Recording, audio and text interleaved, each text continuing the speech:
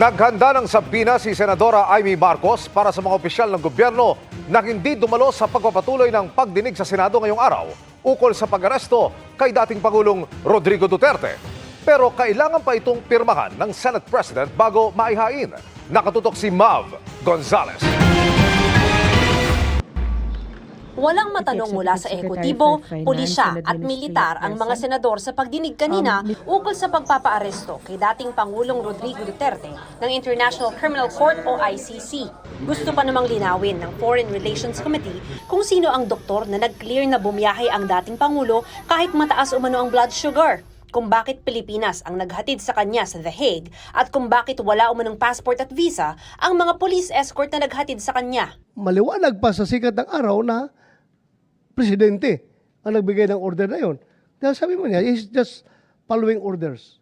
Kaya gusto natin malaman kay Secretary Teodoro sino nag-utos kasi tulad nga ng sinabi ninyo, wala nang mas mataas sa cabinet member kundi ang Pangulo mismo. Ang eroplanong yan, ayon sa Senadora, regular umanong ginagamit ng kapatid niyang si Pangulong Bongbong Marcos. Who authorized the charter or lease since it was a private aircraft? And if it was paid for by the Office of the President, saan yung bid documents? Alam naman natin ang mode of procurement, tapakahaba. Meron rin naman presidential plane ang Air Force. Bakit iba yung ginagamit at bakit nagamit ulit pagkatapos dinala si Presidente Duterte, ginamit ulit papunta sa amin sa Lawag.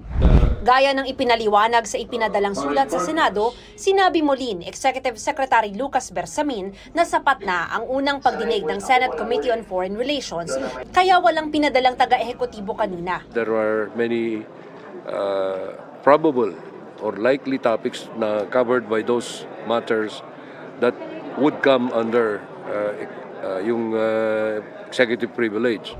Pero tanong ni Committee Chair Senador Amy Marcos, paano ang pahayag ng palasyo nitong April 1 na hindi pipigilan ng mga miyembro ng gabinete? Nag-April Fools nga ba sila? Nalito talaga kami. Nirerespeto ko ang doktrina ng executive privilege.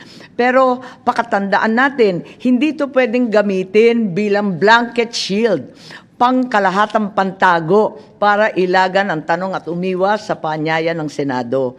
Nagmimistula tuloy na may cover-up sa mga nangyayari.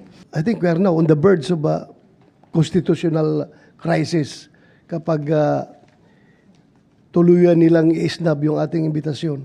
I would like to move that we issue subpoena to these government officials to require their presence in the next hearing. Ayon kay Senadora Marcos, may nakahanda ng sabina pero kailangan pang pirmahan ni Senate President Chis Escudero. Bring them here to the Senate, now.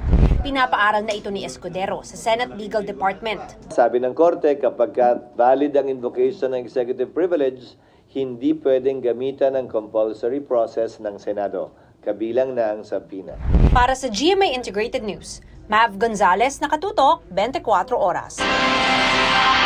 Patuloy pa naming sinisikap na makuha ang panig ng Malacanang sa mga sinabi ni na Senadora Amy Marcos at Senador Bato de la Rosa.